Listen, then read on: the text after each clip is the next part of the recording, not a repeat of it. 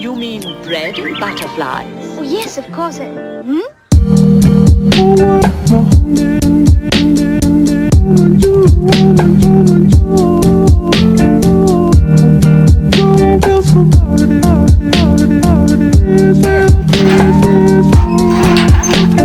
you go.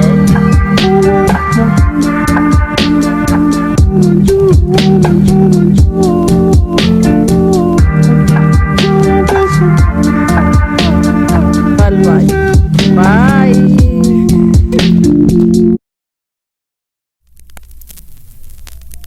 First week of December, I recall having vivid dreams. Dreams that I would wake up from and actually remember detailed specific things about. I don't usually dream, so when I do, I notice right away. That first week of December, I genuinely felt well rested, meaning I was finally getting decent sleep.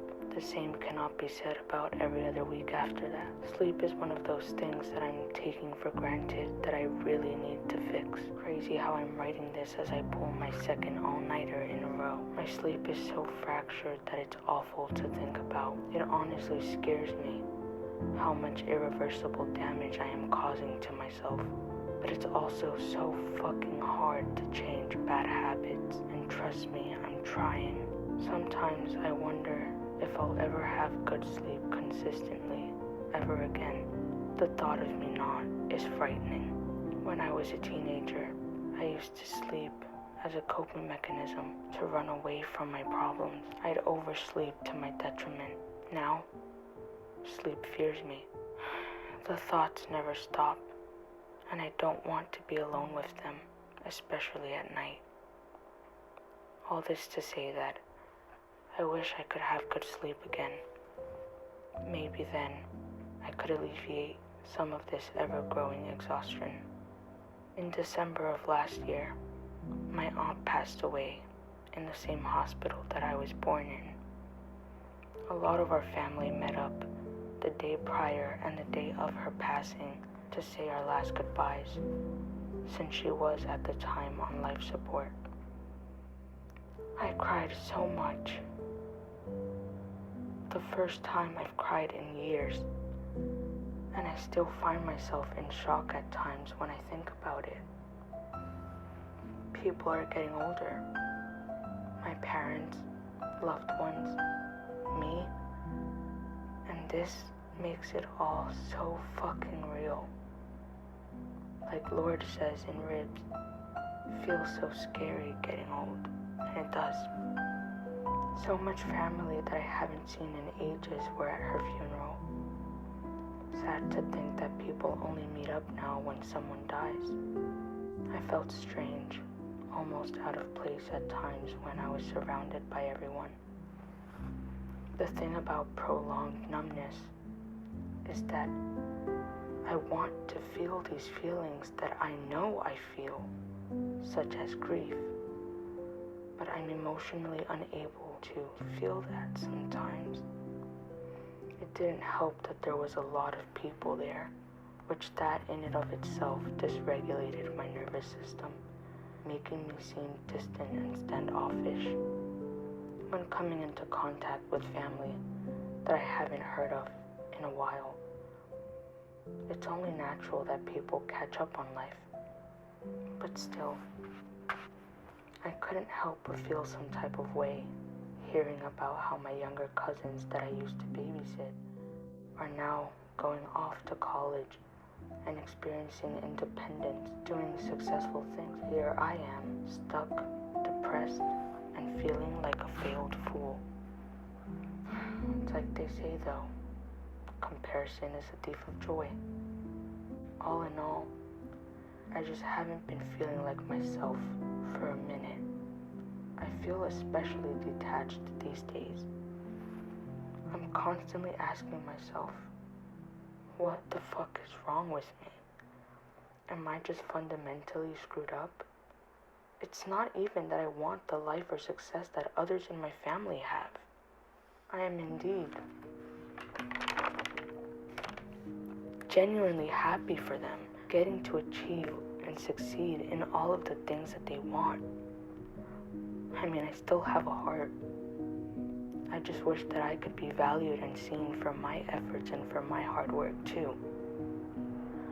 I'm sick and tired of feeling invisible and overlooked.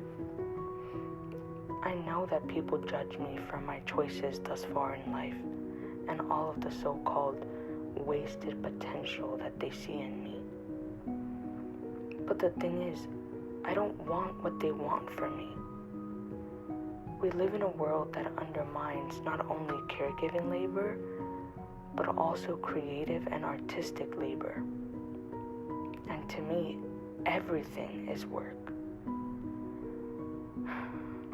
If there's one thing I refuse to do, is to live my life on other people's terms. And thank God I've never had the ability to do that. At the end of the day, my autonomy and self-actualization are my North Star, and I won't have it any other way. When I die, one thing is for sure. I lived how I wanted. I made a whole art piece about this, actually. On another note, I've been unreliable lately, and that's not news to anyone, but I've been seeking silence and solitude more frequently. I keep disappointing people when it comes to showing up for things, because I don't. Don't even get me started on the 11 plus messages that I can't seem to reply to for the life of me. As I've stated in many journal entries before, I don't do well when I'm needed. In fact, quite the opposite happens. I shut down. This fucking sucks because I unintentionally keep hurting people while letting them down. And that only makes me feel worse about myself and creates a negative feedback loop that leaves me paralyzed.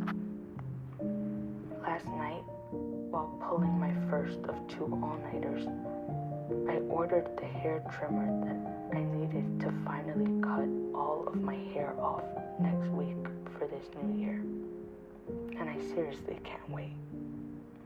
I'm searching for change. And change comes with doing scary shit, which I've done a lot of this year. 2025, I did hard and challenging things. I mean, just the last 7-ish months, and to be honest, it's been fulfilling as fuck. I can feel myself changing and growing in real time. I'd go as far as to say that I'm actually proud of myself, and I haven't been in a really long time. So I should focus more on celebrating my small wins. For the first time in a long time, I can clearly see my progress laid out in front of me. There is archived evidence of my creative endeavors, even if I am the only one that's watching and paying attention. Because like I mentioned earlier, 4 a.m. I'm living my life for me. And whoever aligns themselves towards me, then I will know that they are my people, my authentic community. Last thing I'll say, because my hands are cramping. I crashed out last night after I came back from the supermarket. I had only 1 proper meal all day, 3 mediocre as fuck coffees, and 0 fucks left to give. Let's not forget that I was running on 0 sleep. Unfortunately, I lash out a lot. The way that the man I used to call my father would do when he lived here. I don't like how much of his bad habits I see in myself. It's that generational trauma cycle that occurs when you start to see yourself become your parents. I fell asleep at 9:30 p.m. Called it a motherfucking day and a motherfucking night. I slept a bit until I suddenly awoke again at 2:17 a.m. Bad habits. on resentment. It's burdensome.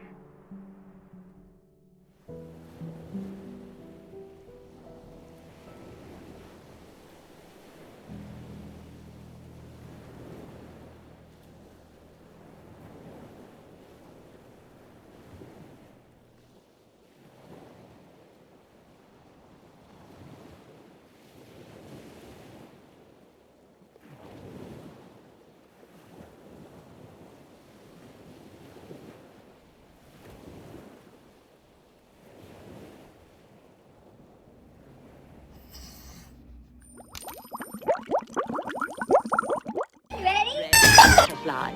Oh, yes, of course.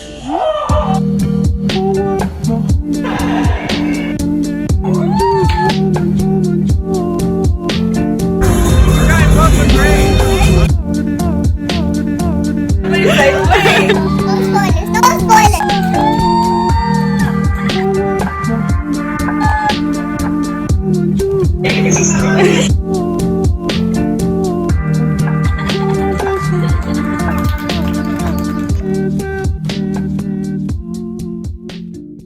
Father said, don't you worry, child. See, heaven's got a plan for you. Don't you worry now.